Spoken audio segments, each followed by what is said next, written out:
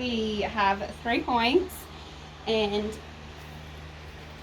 first one is down here, so you can sort of just see it's above this button here.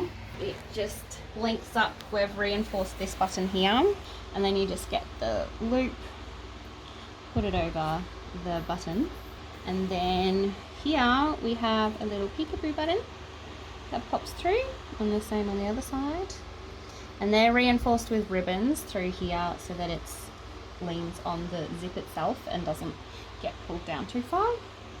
And then you just follow the seam down. We have a link here, and then same down here.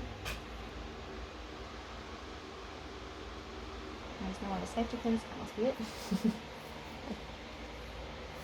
There we go. I'm gonna go up on tippy toes and see how that feels. Yeah, great.